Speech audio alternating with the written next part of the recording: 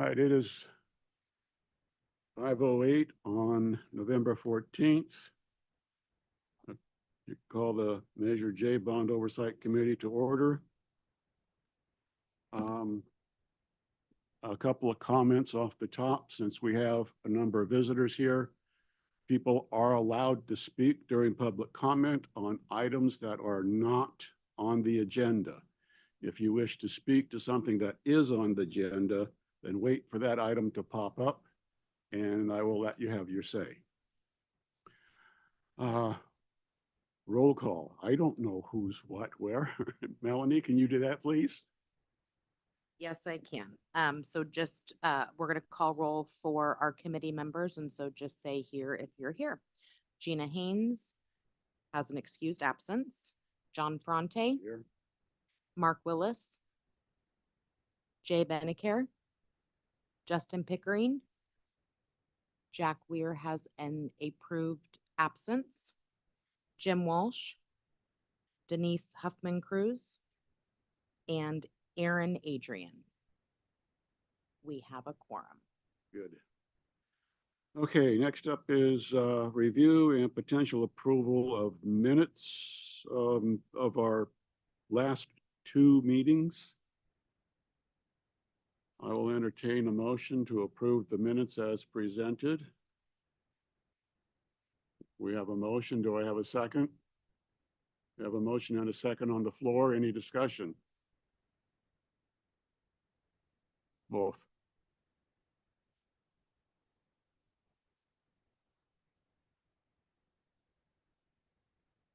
All right, let's do it one at a time then. For minutes of August 15th meeting.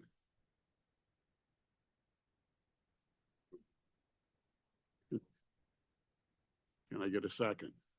We have a motion and a second on the floor for the meeting of August 15th. Any comments?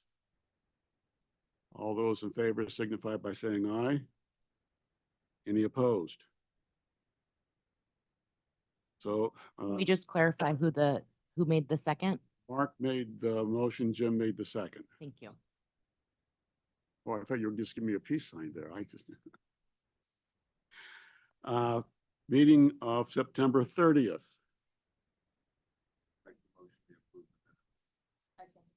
We have a motion and a second on the floor for the meeting of September 30th.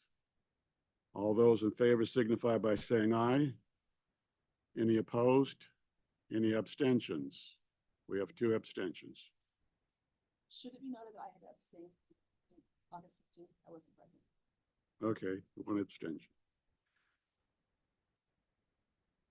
We need to set a couple of dates. We have 2 dates on the agenda that are proposed.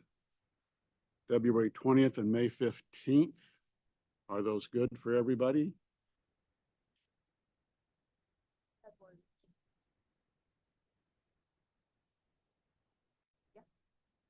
Okay, the time will still be 5 o'clock. The place may be here or it may be on a site if it's decided that we want to visit a site. So mark your calendars. Public comment. Does anybody from the public wish to address the board? I do. Please introduce yourself. My name's Phil Otto, O-T-T-O, not A-T-O. Is it on now? Okay. Good afternoon. At the last CBOC meeting on September 30th, with only 1 member of the board even bothering to show up, it became even clear to me that the Measure J funds were being mismanaged. How else could Schneider Electric be in line to receive estimates of up to $11.4 million in profit? The last time I was here, I made the suggestion that the entire board. Otto, it sounds to me, and correct me if I'm wrong, is your comment is with regard to the Schneider Electric, a matter on the agenda, correct? Basically, I'm asking for a recall. Recall of the CBOC? The board and the superintendent. Okay, thank you. Go ahead. Okay. Of up to $11.4 million in profit. The last time I was here, I made the suggestion that the entire board be recalled, and I'd like to repeat that suggestion again, but this time to include Superintendent Adam Clark. Thank you. You. Anybody else wish to address the committee? Okay, moving on. Schneider Electric's response to the September 30 Measure J meeting. I assume somebody from Schneider is here. So John, if the committee approves, we're going to have the presentation conducted, and then we can open it up for any public That's- comment. Was my aim, yes. Good evening. Do we have the PowerPoint ready?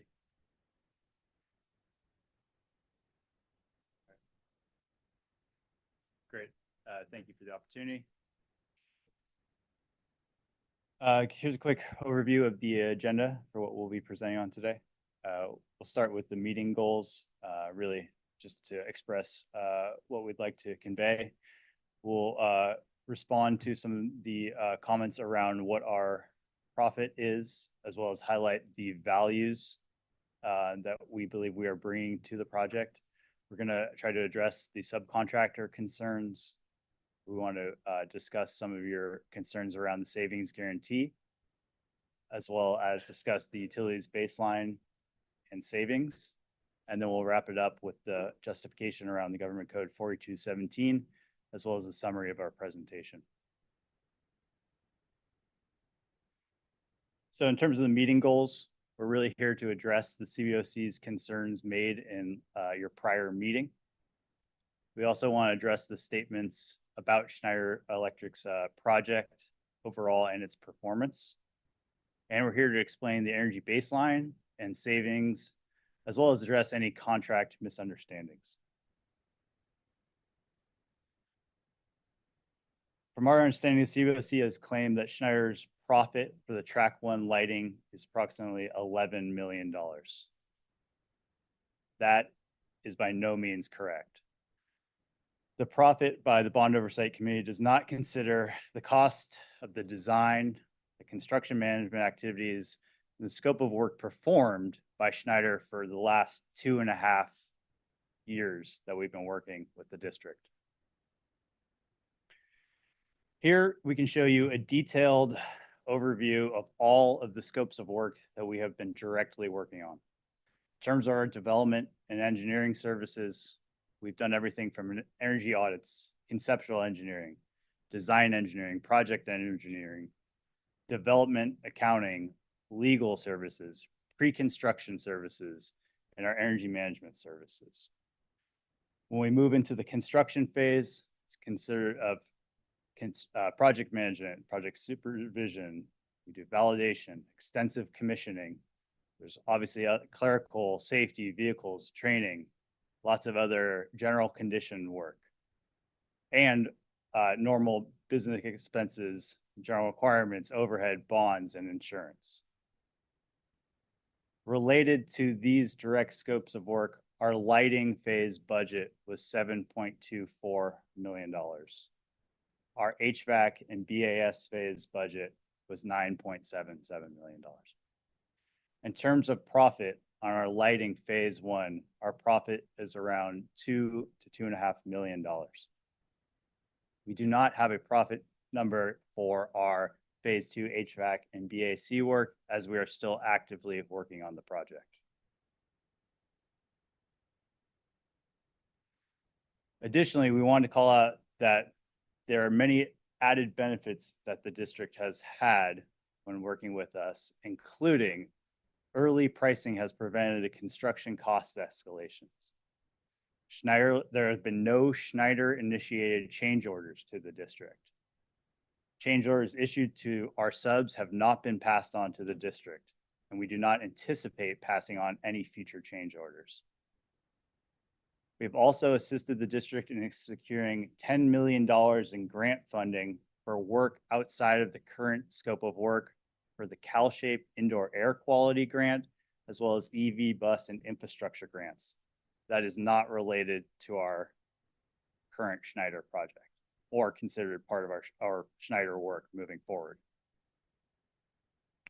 I'll pass it over to Brandon, our Director of Operations, to talk about subcontractors. So our costs related to subcontractors are represented in this table. This table represents our procurement with our subcontractors to date, including equipment and materials that we've bought through our subcontractors. This includes subcontracts and purchase orders that we've issued to these subcontractors.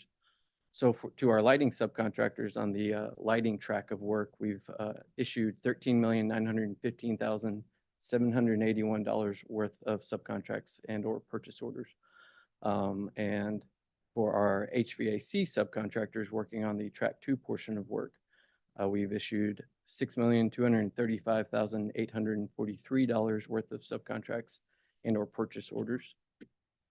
To our building automation subcontractor on the track 1 portion of work, we've issued $155,310 worth of agreements. And for the track 2 portion of work for HVAC and BAS, we've issued $6,549,608 worth of agreements. That's a total for the BAS subcontractor of $6,704,918 for the comprehensive project. To our other general subcontractor, we've issued $191,846 for the lighting track of work. And on the track 2 HVAC BAS portion of the work, we've issued $65,910 for a total of $257,756 to our other general subcontractor. Grand total for lighting is $14,262,937 to the various subcontractors listed. Grand total for the track 2 HVAC BAS portion of the project is $12,851,362 to the various subcontractors, for a combined total on the entire project of $27,114,299 of subcontracts or purchase orders issued to our subcontractors.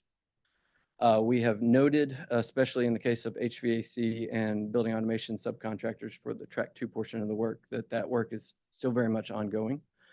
There are pending change orders from our subcontractors on that work that are not included in the total above because those change orders are still in a state of negotiation with our subs.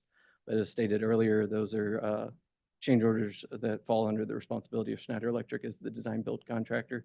So those are change orders that will eventually be added to our cost that we have no intention of passing on to the school district. I will pass it on to Jordan Lerner, our Regional Vice President. To continue talking about our subcontractors, we fully complied with California Labor Code requirements for the electronic certified payroll. I know when we were here for the last BOC meeting, there was still some pending information that we have now provided to the district for everything that we've received.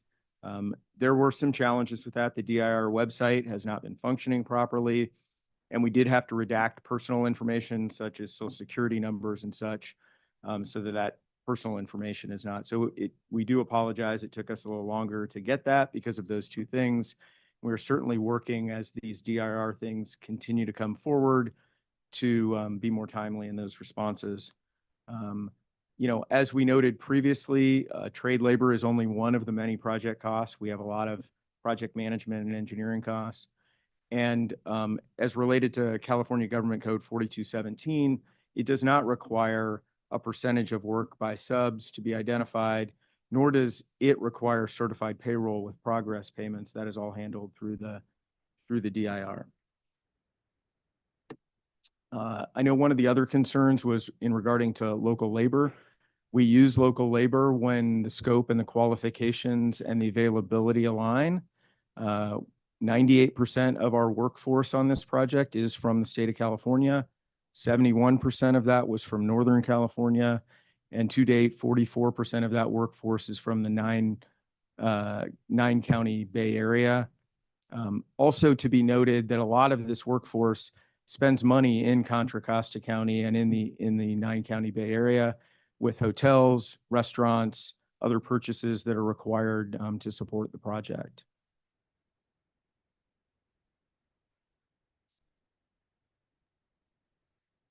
one other thing of note on subcontractors is we've also confirmed that 46% of the subcontract value issued to our subcontractors is with subcontractors that are signatories to master agreements.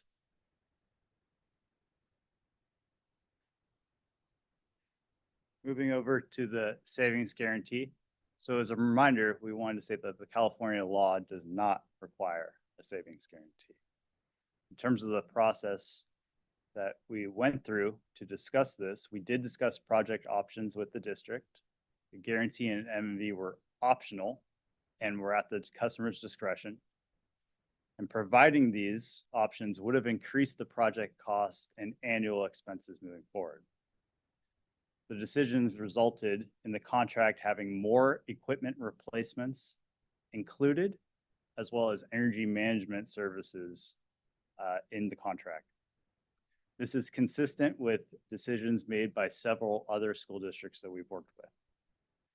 Something that we also want to highlight is that the savings are calculated at the measure and not at the meter. And that's going to be important moving forward when we show you what's going on at a district level with your utilities.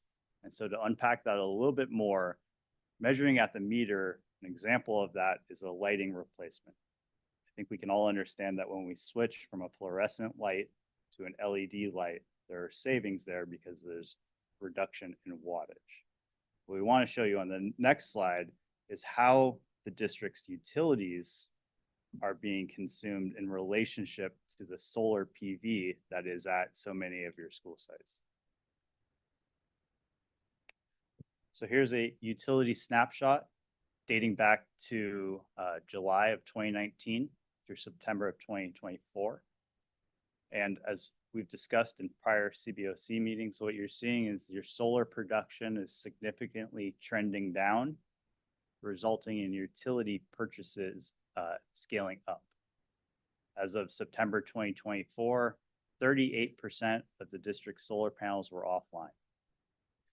Meaning that even though you would have seen you are seeing the wattage reduction in my example for the lighting, that's being masked by the purchase of much more utility energy at a higher cost because your solar savings are also going down. We're trying to give you the complete picture here.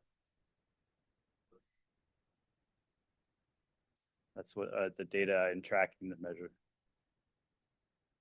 Pardon me?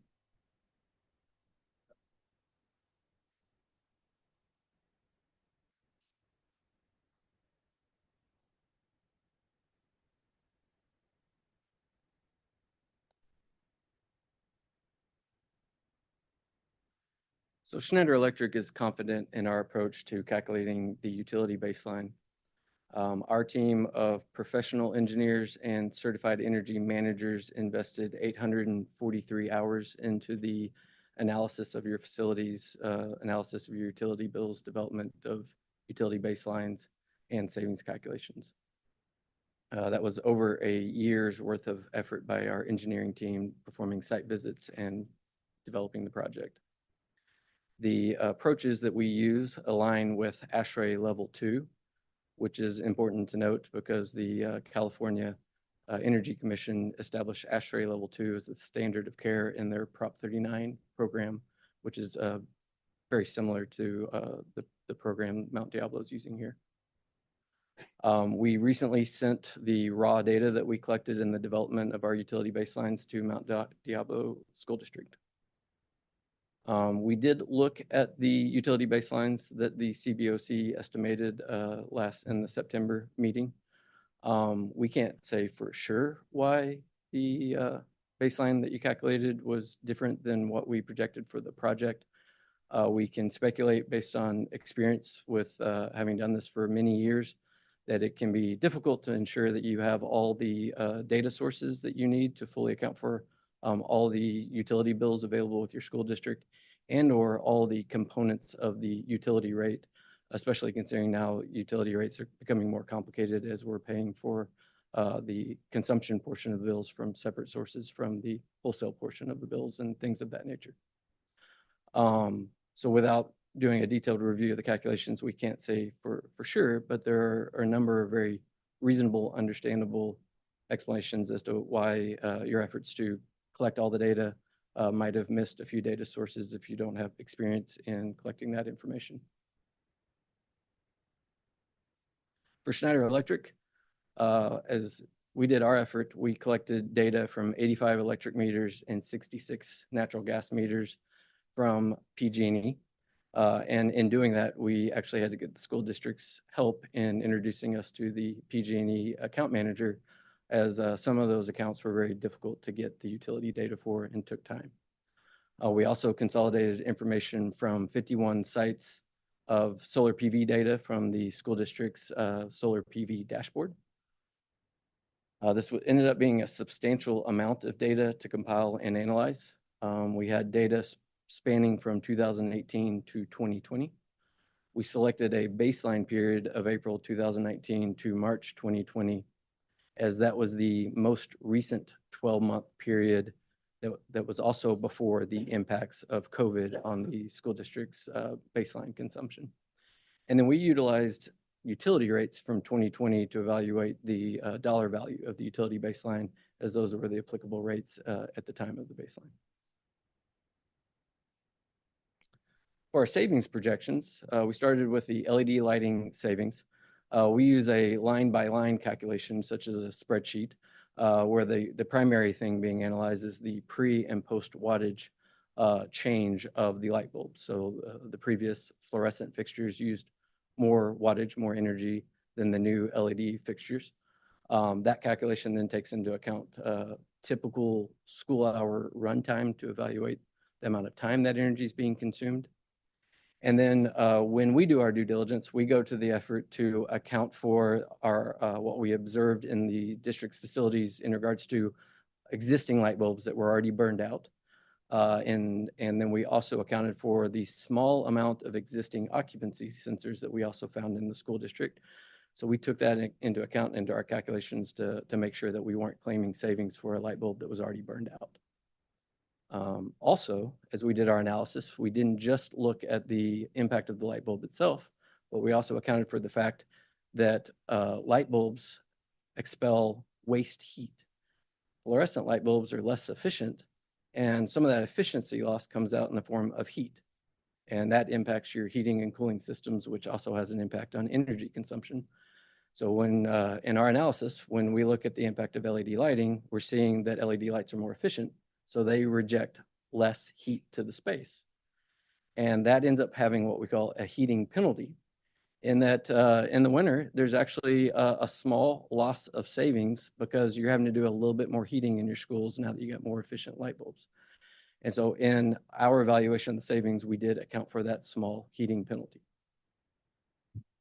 For the HVAC and building automation savings, we are looking at the effects of heating and cooling systems and control systems on the effects of the systems of your building.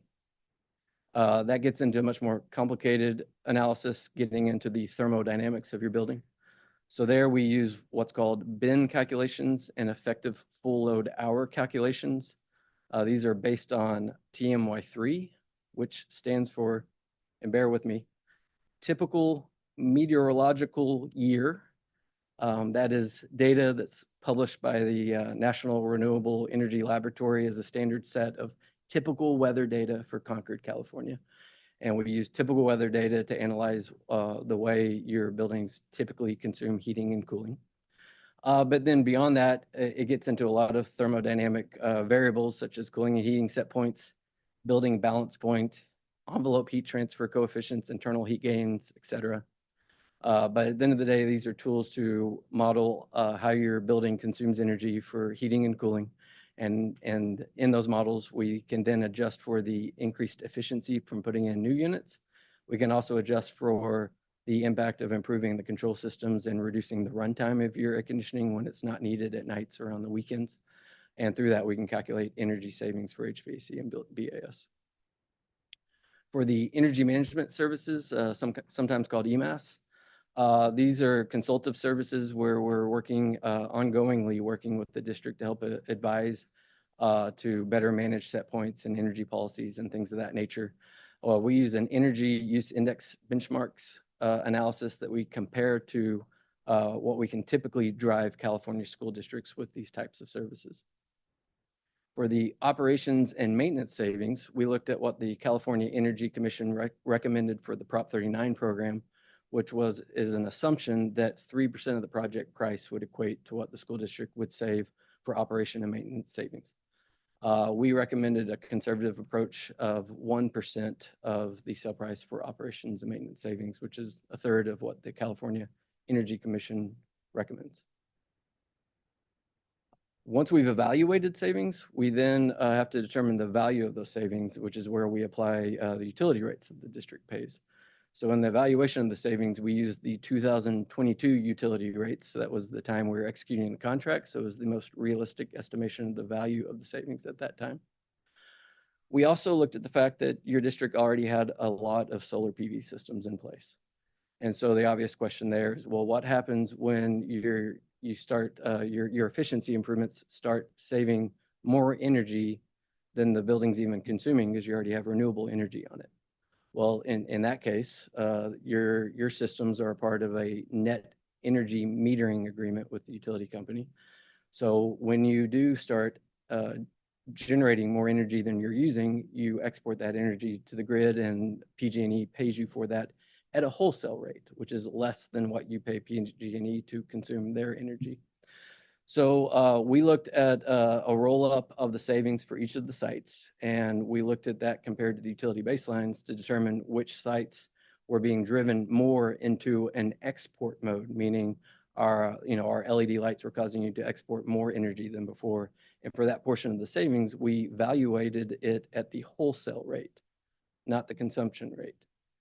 That being a more realistic estimate of the value of the energy savings for that campus.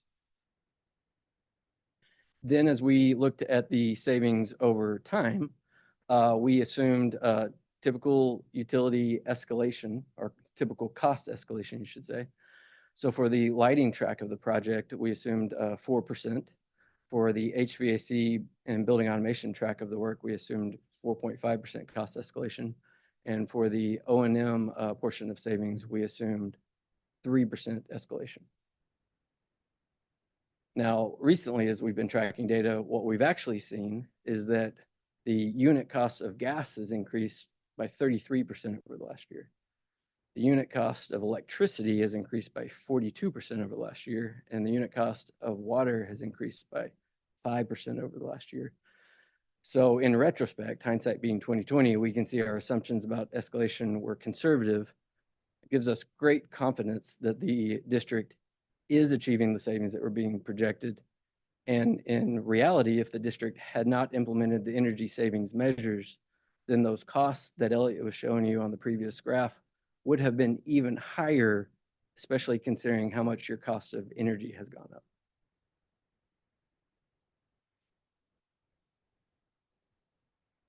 Brandon, great explanation of some very technical stuff there.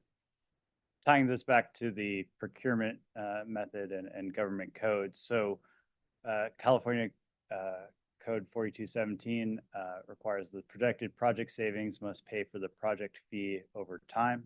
So we have a total project fee of $49 million and change, projected 20-year savings total of $53 million contract. So we're very confident that the project savings will exceed the contract amount, especially as Brandon was just highlighting, where the utility escalation rates are much higher than our conservative assumptions that we just highlighted.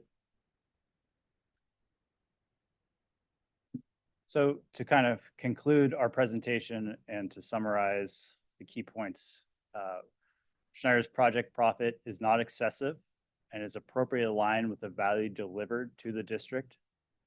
Schneider is complying with labor compliance requirements and is fully supporting the DIR. The contract was developed and negotiated, in collaboration with the district. Schneider is conforming to the contract and delivery of a successful project with the district. And we believe that the contract satisfies the requirements of California Code 4217. Thank you very much.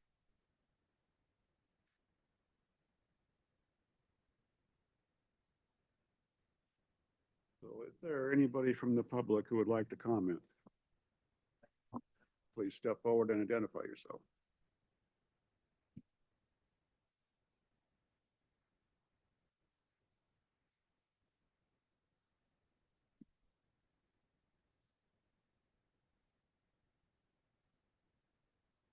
Good evening, everyone. My name is David Johnson. I work for Contra Costa Compliance. We're a nonprofit labor management committee. We focus on public contract code and labor code compliance on public projects in Contra Costa County specifically. And I am personally very familiar with energy conservation contracts. So I have a number of questions for Schneider based on their presentation. I was hoping that we could, okay, it's right here.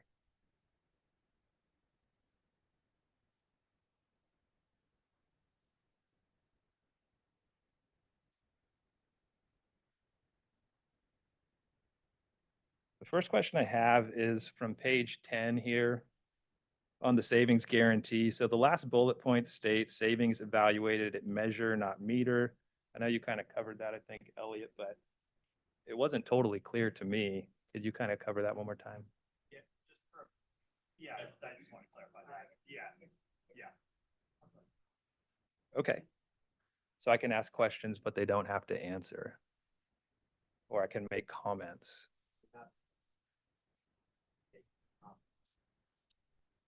Okay, I'm gonna have to gear this a little bit different then. I'm gonna analyze the next.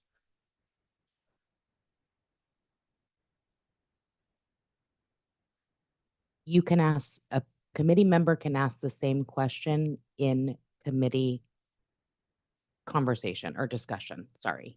But this is public comment, so there's no response. Board cannot. Well, Schneider can respond, but the board cannot. Respond. Right. Yes. Okay. If they want.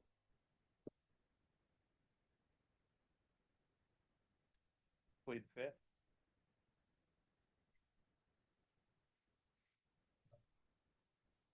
Sure, you guys are allowed to respond if you'd like. If you'd like. And if you like, we'll get you a microphone. Yeah, I just want clarification around the last bullet point on 10. The savings evaluated at measure, not meter. It wasn't totally clear for me, so I was hoping we could get some clarification. So what we mean by savings evaluated at the measure, not meter, starts with how we calculate savings. And we're calculating each savings at the individual measure of LED, HVAC, BAS. But it also correlates with how you would track savings. And to be clear, Schneider Electric is not being hired to provide measurement and verification services, but we are providing energy management support, which allows us to support the district in tracking utility consumption, but we're not analyzing savings impact. But what we are demonstrating here is that if we were providing measurement and verification services, it wouldn't be as simple as tracking it at the utility meter, because there's multiple things happening behind the utility meter. The biggest thing here is that the existing solar PV systems are degrading as compared to where they were in the baseline. And so as that happens, even though LED lights are in fact generating savings behind that meter, at the meter, those savings are effectively being offset. We can't visualize them anymore because there's other changes taking place as well. So that's what we mean by savings is evaluated at the measure, not the meter. Thank you. So my next question is related to this 11th slide here. So, sorry.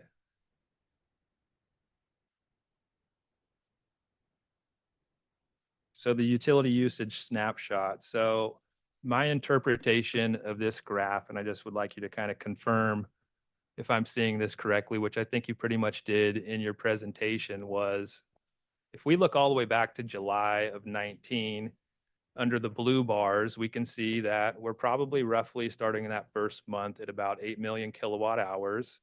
And probably the best month that you had was down to 7.5 million. I can see in probably December of 2020. It looks like today we're sitting at almost above 15 million. So that's basically 4 times the billing versus when the baseline was established. I just want you to confirm that I'm reading that correctly. Is that correct? Oh, I'm sorry, I didn't track the question very well. Yeah, so if you go to the very beginning of the graph, Okay. I would say we're roughly halfway between on the y-axis, the 5 million and the 10 million. So that first bar is probably at roughly 8 million kilowatt hours.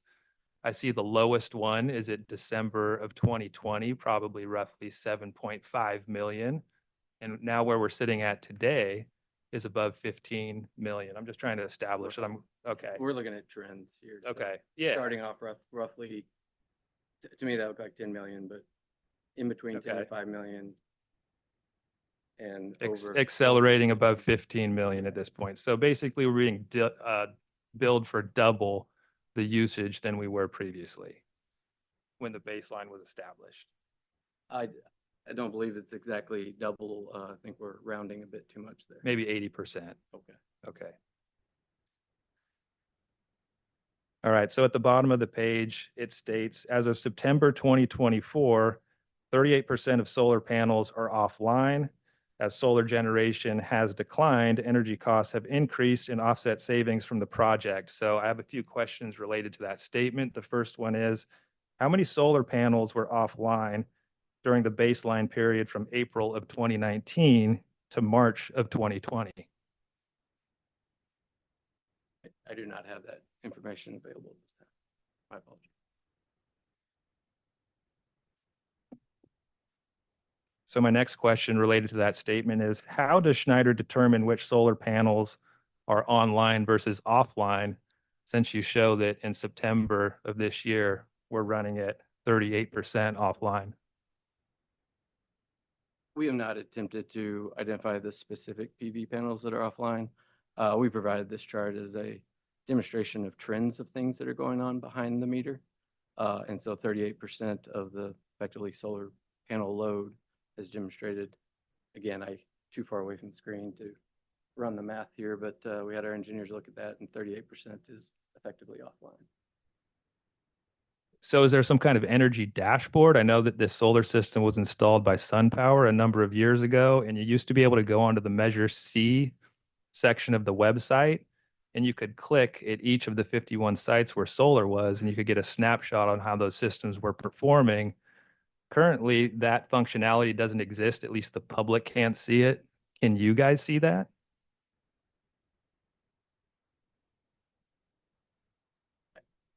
I apologize. I can't speak to the interoperability of the district's solar PV dashboard. I think all I can clarify, like I said earlier, is we are not providing measurement and verification services of the savings for the ECMs. We are providing energy management support, so we're helping the district track utility bills and track solar PV consumption, which Melanie, I believe, is by your team providing my team access to the solar PV dashboard.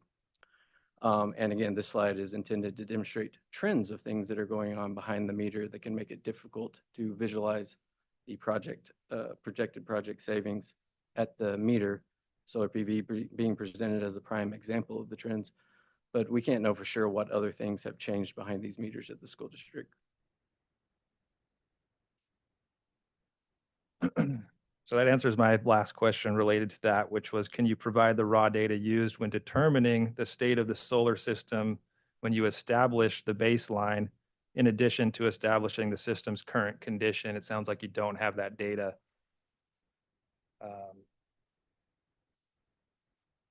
So my next question relates to page 15 under operations and maintenance savings.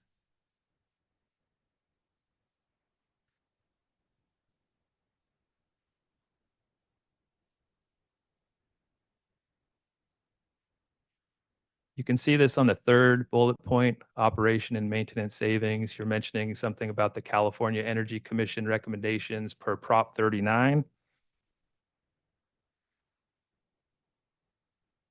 So before I ask my question as it relates to this, I want to read an excerpt. This is from page 41 of Schneider's proposal to Mount Diablo's RFQ for the project. And the excerpt is basically states, common projects, and this is Schneider's words, common projects include new mechanical, lighting, and building automation systems. These new systems and equipment typically require less attention and maintenance and help to automate processes previously performed manually. This ultimately allows the district's maintenance team to become more efficient and to spend time on other projects. While this boost in efficiency results in some sort of savings to the district, these operational savings in many cases are not quantifiable or verifiable. And then you guys were sure to put in bold this next piece. It is here that Schneider Electric's attitude towards operational savings differentiates us from most ESCOs. We prefer to center our projects around savings that are real and verifiable to us and our clients. Any non-energy savings could add risk to the district and increase the potential for financial shortfalls in future years. So my question is, if it's Schneider's position to center their projects around savings that are real and verifiable, why is 27% or over 13 million of the project price being attributed to O&M savings from your savings matrix, which is also on your presentation on the 17th page? The line for our conservative approach of taking a 1% maintenance savings versus that recognition.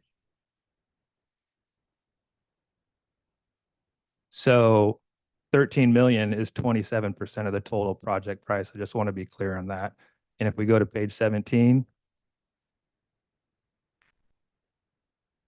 you can see on the O&M column at the very bottom, it's over $13 million that are listed there. The next question I have around O&M savings is, the maintenance electricians that maintain these systems, was anyone, because of this project being performed, was the district able to reduce any staff, maintenance electricians?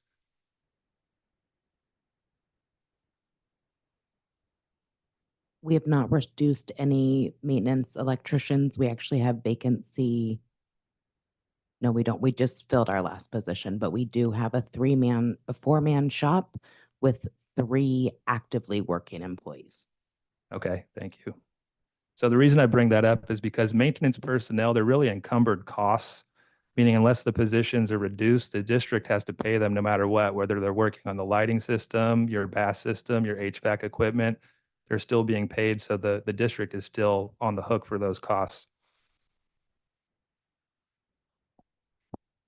So the next piece, in your presentation, the California Energy Commission's Prop 39 guidelines were mentioned. Before asking my next questions, I want to bring to everyone's attention what the CEC's guidance is regarding the effective useful life for the systems being upgraded. This info is contained in the CEC's Prop 39 draft guidelines under Appendix E. I can email a copy to anyone who is interested. According to the CEC, the effective useful life for LED lighting is 15 years. Lighting controls is 8 years. Package split system air conditioner heat pumps is 15 years. Furnaces are 15 years. VAV or variable air volume systems are 15 years. Smart thermostats are 11. And energy management systems are 15 years. This is the scope being performed on this project. On page 17 of your presentation deck, the savings matrix shows a system life cycle of 20 years. Instead of following the CEC's guidance, your savings projections are based on a 20-year life cycle versus the 8 to 15 recommended. The additional savings accounted for from years 16 to 20 equals over $17 million. So my first question with that in the back of your mind is, why are you using a 20-year life cycle when the CEC's guidelines are to use 8 to 15 years for the conservation measures involved?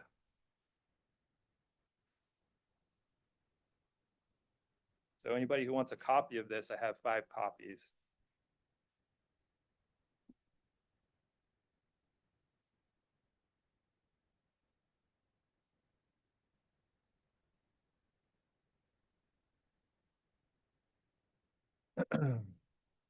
So the only time the CEC says that you can go across or increase those amounts is if the ESCO offers a extra warranty. So the next question I want to ask is, Schneider, are you offering a 20-year warranty on these systems?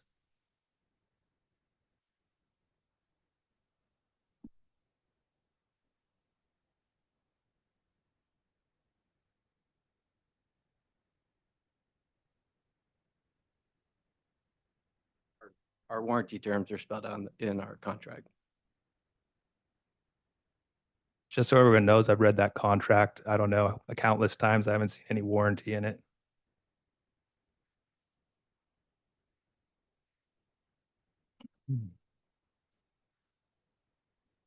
Okay, I'm going to move on to the energy management services that they like to highlight.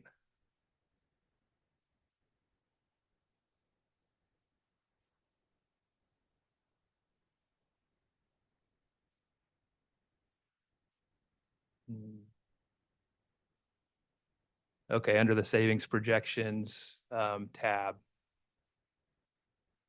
So I want to confirm that your energy management services are included for the first 2 years in your total turnkey price of the project.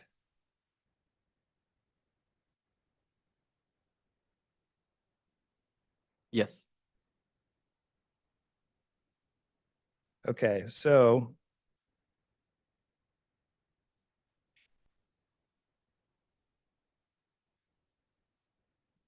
how much of the projected utility savings, because it comes from the actual conservation measure itself, the change out of the lights, the building automation systems, upgrades, et cetera, but also it comes from your energy management services, and under your contract, you also call that your resource advisor subscription. So you don't itemize that out from your savings matrix. Something I want to highlight is when year 3 starts, if the district wants to continue with those services, they have to pay a fee of $175,000 starting in year 3. If some of those savings relate to the conservation measure, but also to the energy management services, there's no reduction when you go into year 3 based off of this escalation chart. So either you would need to add the cost of those energy management services into the total price, or you need to offset those projected savings starting in year 3. So my question is, how many of those savings, or how much of those savings, roughly speaking, would you attribute to your energy management services?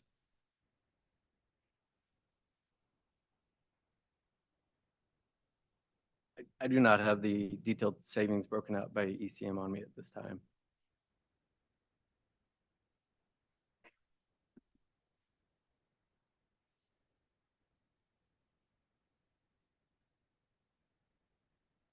Okay, so my last question, if you go over to page 12, the utility baseline, it states raw data was sent to Mount Diablo Unified School District. And Melanie, can you confirm if that's been received yet?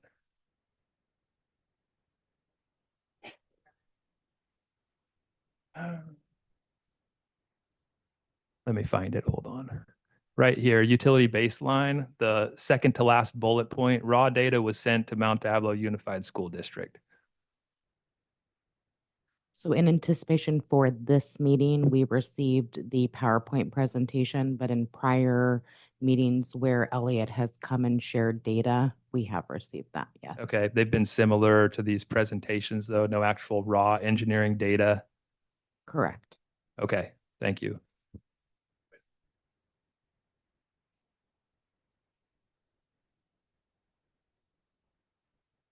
Okay, so right there it says that you've that the raw data was sent to Mount Diablo Unified School District. I just want to mention that there was a memo that was released by Superintendent Clark on Tuesday where he stated the only information provided by Schneider to support the energy savings was a matrix which stated the estimated energy savings per year over the life of the improvements. Notably absent was any of the data which supported their conclusions. So I know that the CBOC also requested this raw data, the amount of data that they would need to make a proper analysis of the savings that were projected and are being delivered. And they haven't been provided. So my last question is, why have they not been provided? And I'll leave you with that. Thank you very much.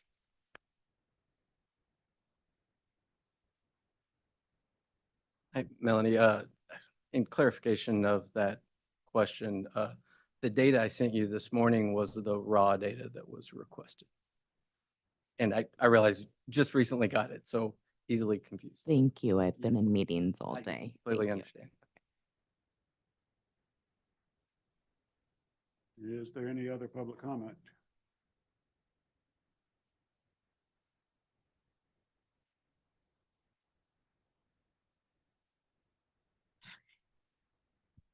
Good evening. Some of you know me. My name is Linda Ortega. I'm the president of the Mount Diablo Education Association. I'm the president of our teachers union. And I wanted to express the daily results, how this has been affecting our teachers. And since I've taken over this year, I was the vice president last year. I worked very closely with Melanie.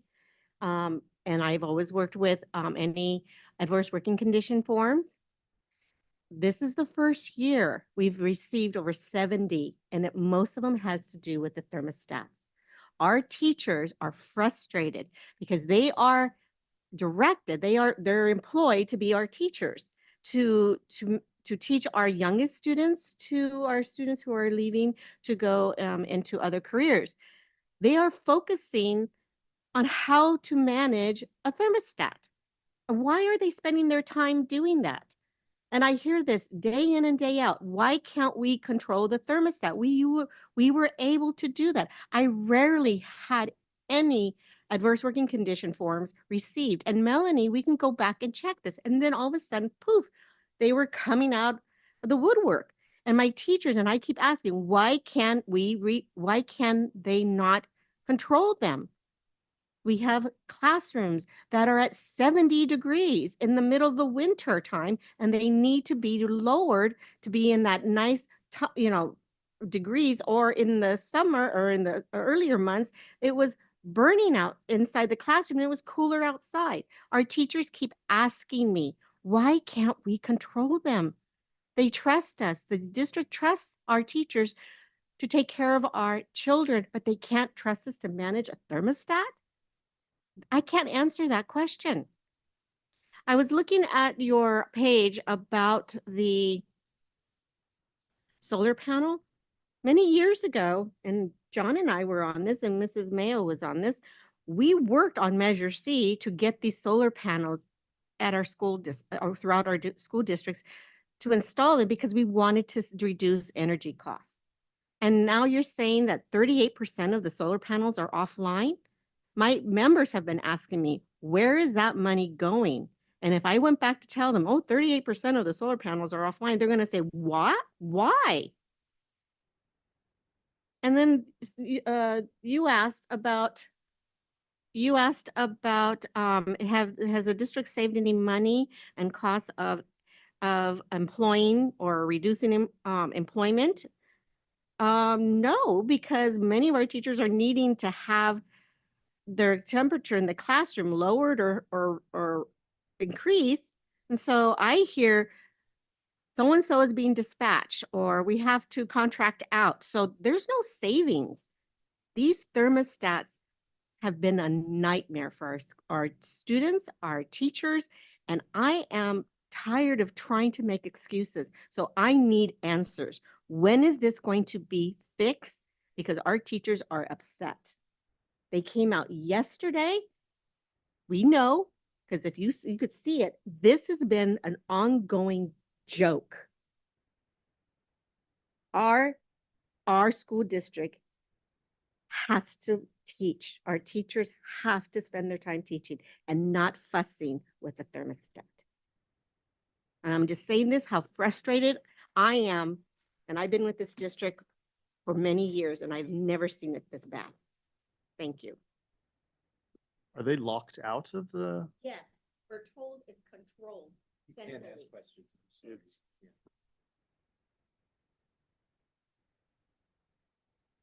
Any other public comment on this? Any committee members wish to step up?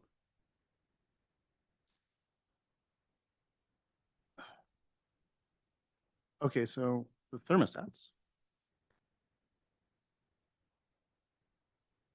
Melanie, are the teachers locked out of the thermostats?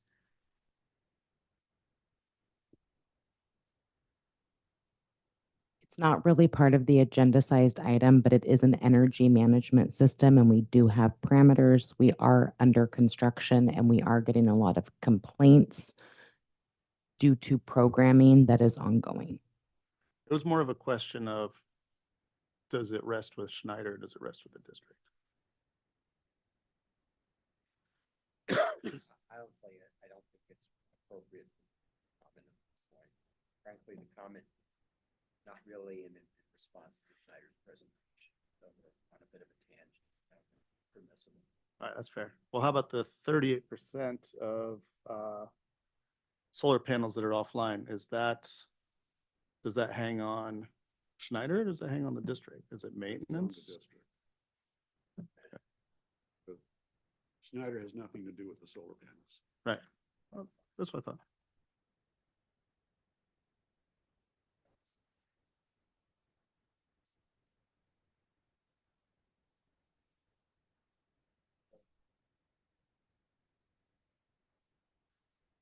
We were notified about 5 weeks ago that SunPower Corporation has filed for bankruptcy in August.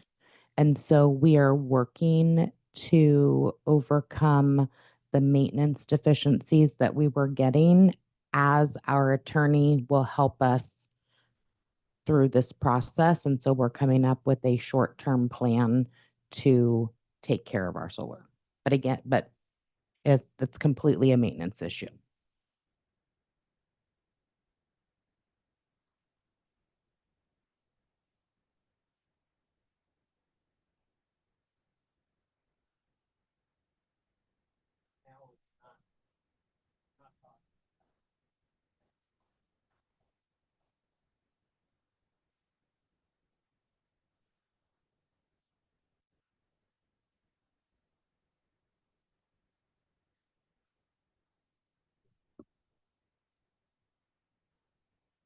We were made aware by the calculation in reviewing of Schneider's presentation, but we had received about 5 weeks ago notification of the bankruptcy.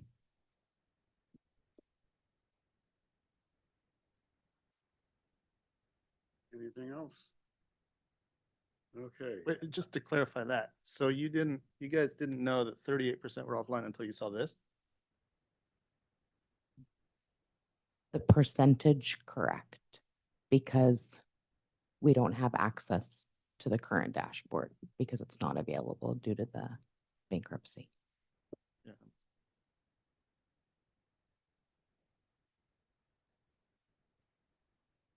That it?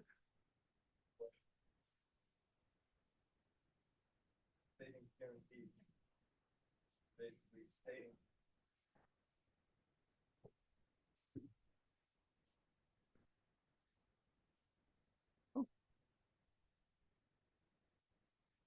on the savings guarantees, you stated the reason that they weren't in the contract is they're cost prohibitive, expensive. And that was the same reason that Dr. Clark, in his memo response, same reason that the guarantees weren't included in the contract. But isn't it true that the district had the Energy Star program that we used in Measure C to monitor our solar production? That program had been in place for 10 years. So there really wouldn't have been any added expense to have those guarantees monitored through that same system. Yeah, it's a question. Why you're stating that the savings guarantees would be costly to monitor and measure.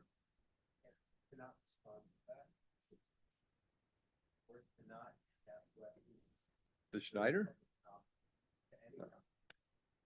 We cannot interact with the public. That's Brown Act. Okay. We can interact with each other, but that's it. I can, all right, so. Well, that was my question, yeah.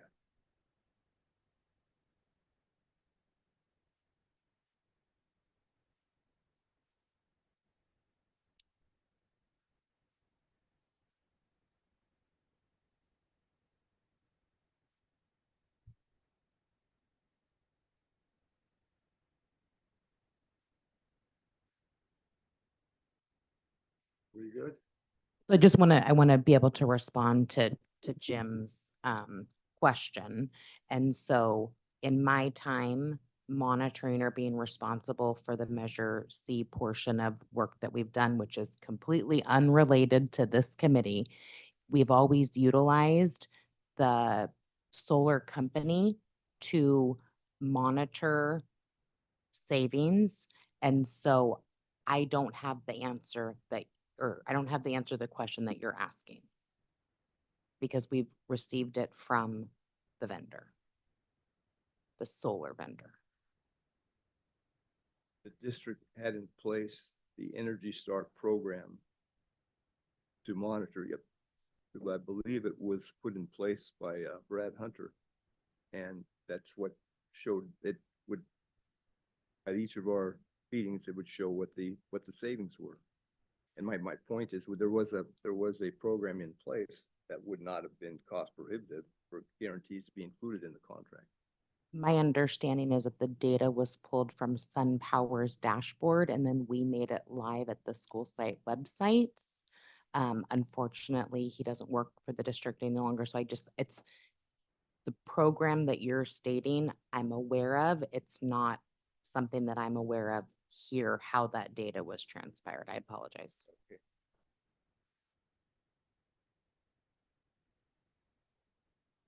Okay, next on the agenda is quarterly report and project summary. So Melanie, you're up.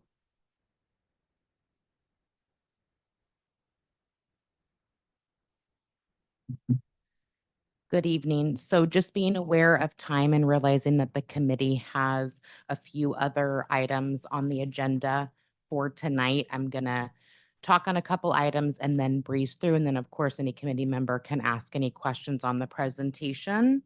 So just very quickly, I've been doing this the last multiple meetings. We just sort of run through the committee timeline, or sorry, the oversight timeline. So this project update is for July 1st, 2024 through September 30th, 2024.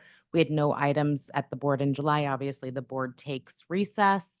We had no items at the board in August. And in September, we approved an additional furniture purchase for the elementary modernization based on feedback and need from the sites. And at that same meeting, so there was two different items. One was for Meadow Homes and Mount Diablo Elementary. We didn't think that we were going to get Rio Vistas in there because we were still gathering feedback. We were lucky enough, so they came through both additional furniture purchase items based on feedback at the school site for what they needed that was not included in the original purchase. I'm going to just be very specific. Yes, part of our Schneider project is the district-wide HVAC controls. To answer just a couple comments that were made, the district, the intention of the project was for the district to be able to control the occupied times as well as temperature set points in order to conserve or reduce consumption. We have been working with our union partners. We've received a lot of feedback. We made one adjustment to the set point timeline or set point range, and we are in discussion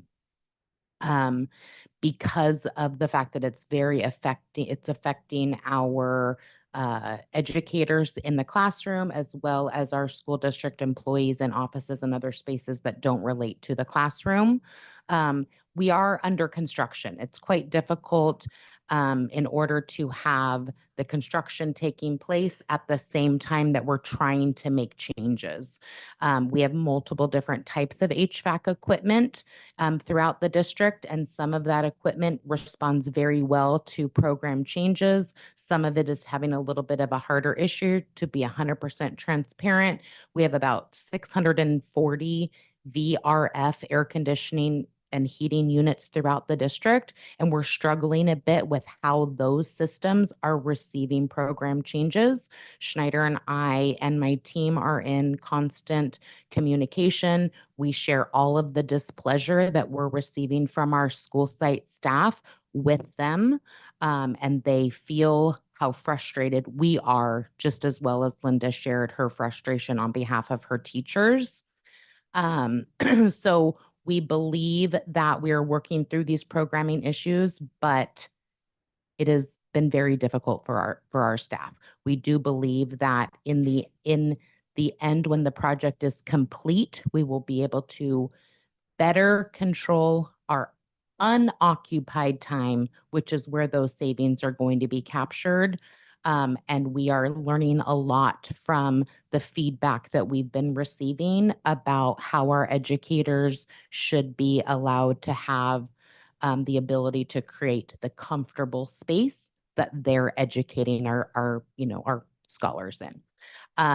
The project also included replacement of 240-ish air conditioning and heating units throughout the district. The majority of that was done during summer, which I shared at our last regular meeting. We had some carryover based on equipment delay, which was completed over fall break. So all air conditioning HVAC system replacements are complete. This is the thermostat guide that's available on the maintenance user guide portion of the website. It's similar or identical to the one on the wall. We're also getting some feedback on this. It's a little bit difficult for some of our staff. And so we're working on, just being able to provide as much ease. But this is the operational guide for most of the units. And I'm just going to sort of breeze through these next couple things. As you know, we completed a middle school kitchen modernization at Valley View, and up next is El Dorado. We are in DSA. We're having a slight delay based on an older project, very, very old project that DSA is asking for some information on. And so we're working through that. Originally, we believed that we would be starting construction this fall. It's pushed to spring and summer based on that delay. But this is the design just overview. So the kitchen gets the majority of the remodel. If anybody was at the board meeting last night, our director of food and nutrition shared a really exciting presentation, and she shared some photos of El Dorado or of Valley View. So El Dorado will match that. Elementary modernization phase 1. So this is the plan for Mount Diablo Elementary. The dark, hold on, let me get my bearings. The dark yellow is the areas that were under construction in increment 1, and then the lighter are phase 2. These are some pictures that came out of Mount Diablo Elementary. And so it's just sort of showing the phase or the pre-construction versus what our classrooms look like now. Same with Meadow Homes, phase 1, phase 2. Very exciting photos of the before and after. Rio Vista Elementary School, phase 1, phase 2 site plan. Here's some pictures of our brand new exciting library over there. So overall, the 3 elementary schools are all getting brand new libraries. So that's pretty exciting. Another project that's being funded by Measure J is our technology infrastructure project. So we've talked about this before, track 1, track 2. Track 1 are the 5 main sites that are being completed during this bond. And so they're being professionally engineered, and they will have a full construction bid process. And I'll share in another slide the timelines on that. Track 2 is our smaller sites that we're doing, sort of a little bit of a smaller scale, a lot of internal design between our facilities and our IT really taking the lead on the needs of those. And so Silverwood, which was our concept site, is rolling near completion, and Wren will be up next. And so just upcoming projects, we have a lot happening over the next year and a half-ish. So phase 2 for the elementary modernization, we are actually out on the street right now. We just had our construction walk on Tuesday. We are receiving construction bids on November 22nd. We intend to present the construction contract to the board in December. Timeline will be February through August. Middle school modernization, I don't know where I put my dates there, but that's also spring, summer. Technology track 1. So these are the big technology projects. And so I put our anticipated construction timeline on these. And so we'll be going out, we're finalizing design, and we will be going out for construction, with the exception of Northgate High School, which we are purposely scheduling for a majority of a summer installation because of the amount of students that are there, and it's difficult the way that the site is laid out. So majority of that will happen over summer, but these will be projects that are taking place during active work and education time, just on an off schedule. And then our track 2 sites, again, I already mentioned that Silverwood's almost finished. Wren is up next, Gregory Gardens, and then Ayers. And so all of those are anticipated to have a start of construction in the spring and run simultaneously. Any questions? Yes. Do we have enough money on hand to complete those, or will we have to issue a new series? So that is something that is being under review right now, but the belief is that we will be doing another bond sale out of Measure J, with the majority of our projects completing near the end of 25 or very early 26, and being expended out. Yep. Okay, any other questions, committee members? Okay. So next up on the agenda are 2 items that I am not familiar with. This is not my agenda. Consider filing a formal complaint with the Contra Costa County Office of the District Attorney against Schneider Electric for fraud and overcharging. I'll open this up for discussion. I don't know what this is all about. John, Yeah, it is an action item. Yes. is it possible to postpone this till our next meeting? That's possible. Yeah, we can. Jim? You have a problem postponing it? I want more time to review it.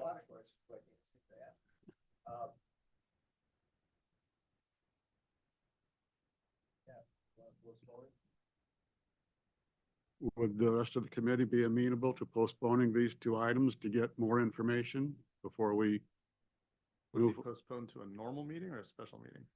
It'll be the normal meeting. Sounds good. I make a motion that we postpone the meeting or this item until the next regular meeting. We have a motion and a second. All those in favor signify by saying aye. Aye. Opposed?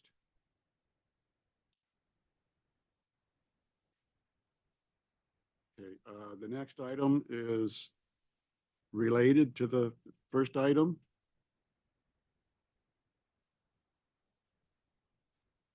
Consider filing a formal false claim complaint with the Attorney General. They seem to be one and the same type of things. We need to take them one at a time. They're 2 individual action items, so we need to do. Okay, I make a motion that we approve 5.2 until our next regular board. Postpone, not approve. Postpone it, sorry. We have a motion and a second on the floor. Any discussion? All those in favor signify by saying aye. Any opposed? It is carried.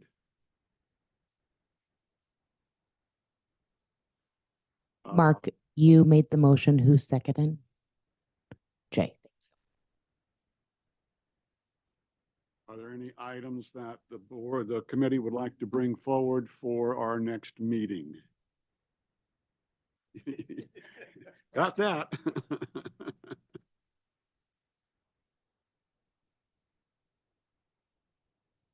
Hearing none, are there any concerns that the board, that the committee would like to bring forward? I have a question.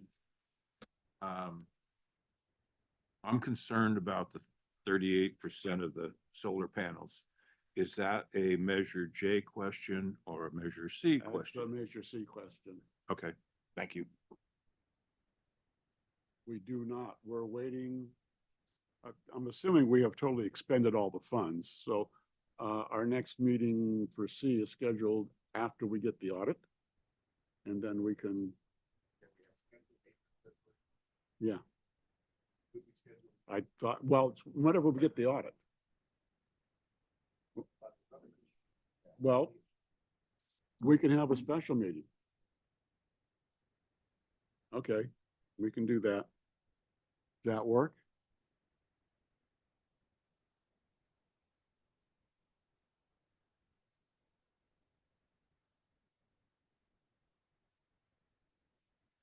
There's nothing else.